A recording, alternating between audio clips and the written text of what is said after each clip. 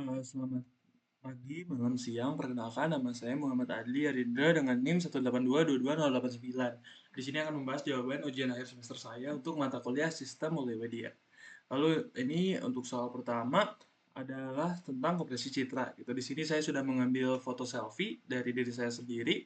Lalu saya mengkompresinya menggunakan Python gitu. Saya akan mengambil sebuah makro blok yang berukuran 8x8 dari tengah-tengah gambar ini gitu.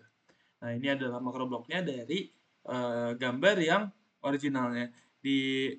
Dapat dilihat ada Y-nya, ada CR-nya, ada CB-nya sudah divisualisasikan dan di bagian kanan adalah yang sudah digabung yaitu dari foto asalnya, foto aslinya. Nah, berikut adalah yang sudah dikompresi dengan 444 gitu. Di atas adalah yang sudah di encode-nya, di bawah yang sudah di decode-nya dari encode-nya.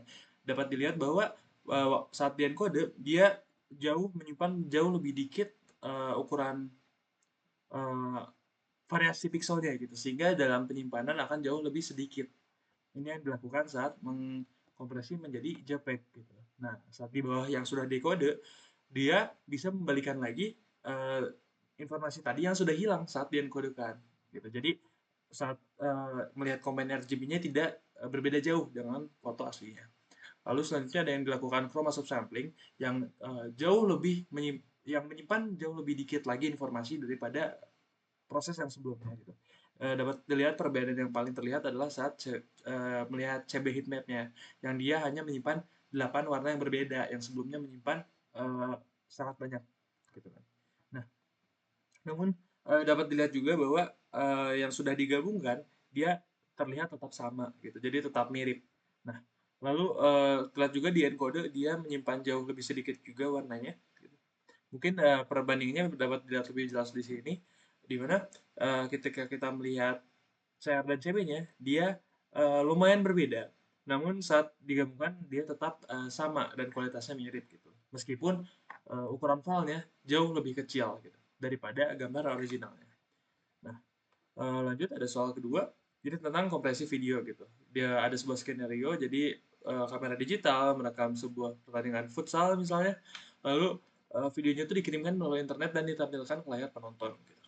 Nah, pertama ada tentang sinyal analog dan digital gitu. Jadi di gambar di kiri dapat dilihat perbedaannya yang di atas adalah sinyal analog yang dia tuh merupakan kontinu dan nilainya tuh bisa variatif dan di bawahnya ada digital sinyal yang dia tuh nilainya tuh adalah 01 saja.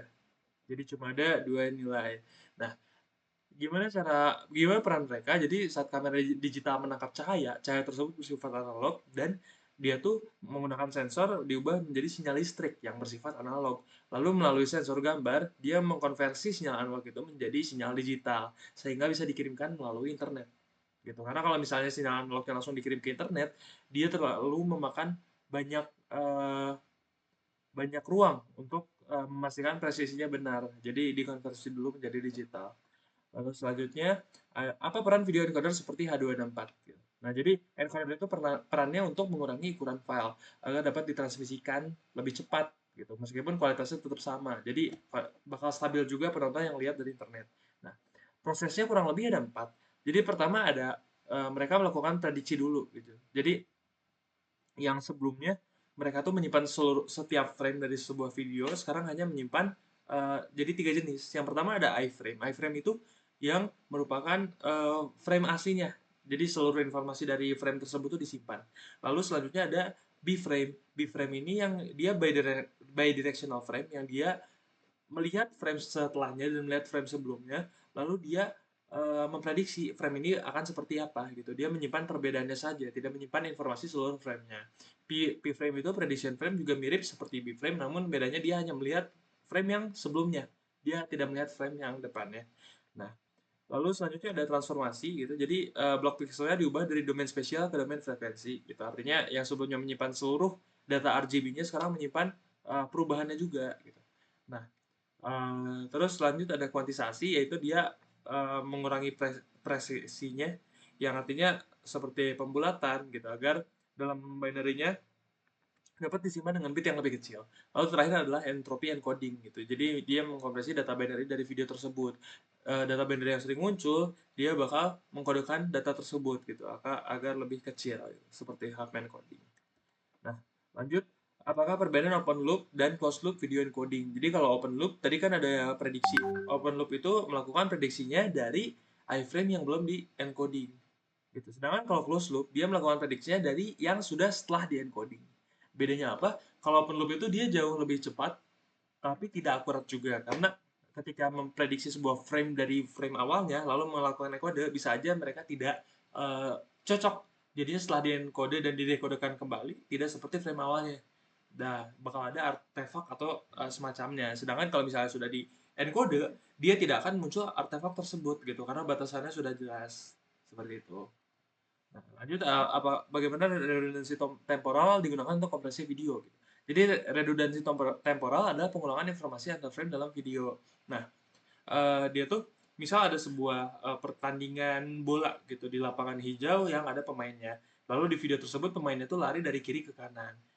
Nah, dalam urutan frame tersebut, background dari latar belakangnya itu sama terus. Jadi sebuah lapangan hijau saja, tidak ada yang bergerak. Yang bergerak adalah pemainnya. Jadi ketika itu di kompresi, maaf. Ketika video tersebut dikompresi, jadi yang cukup disimpan adalah perubahan pemainnya saja. Sedangkan latar belakangnya itu bisa memakai dari frame yang sebelumnya karena sama. Seperti itu. Lalu selanjutnya ada group of picture. Nah, group of picture itu adalah urutan frame dalam video yang diatur dengan struktur tertentu. Gitu. Jadi, seperti yang tadi dilihat, frame itu ada 3, iframe, bframe, dan pframe. Nah, jadi dalam satu GOP, dia dimulai dengan iframe dan diakhiri dengan iframe. Lalu diantaranya ada bframe dan pframe, seperti gambar yang ditunjukkan di PowerPoint ini. Nah, lalu angka dalam GOP itu apa? Angka dalam GOP itu menggambarkan setiap berapa frame ada iframe-nya. Jadi kalau GOP 50, dia menyatakan bahwa setiap 50 frame terdapat satu buah iframe. Lalu GOP 20 juga sama gitu. Yang artinya kalau GOP lebih besar, dia berarti ukuran frame-nya lebih kecil, ukuran filenya jadi lebih kecil, namun kualitasnya juga jadi menjadi lebih uh, buruk. Kalau misalnya GOP 20, maka dia ukuran filenya lebih besar tapi kualitasnya lebih terjaga. Jadi kalau misalnya GOP 50, dia memiliki ukuran yang lebih kecil dan kualitas yang lebih buruk dari GP 20. Selanjutnya ada kompresi audio. Lalu ini adalah perbandingannya gitu. Saya mengambil sebuah audio acak yang berformat .wav. Lalu saya mengkonversinya menggunakan library Python yang langsung mengkonversi menjadi MP3. Lalu ini perbandingannya. Bisa dilihat bahwa yang sudah dikompresi 1/5 ukurannya dari ukuran awalnya. Nah, di sini adalah perbandingan waveformnya.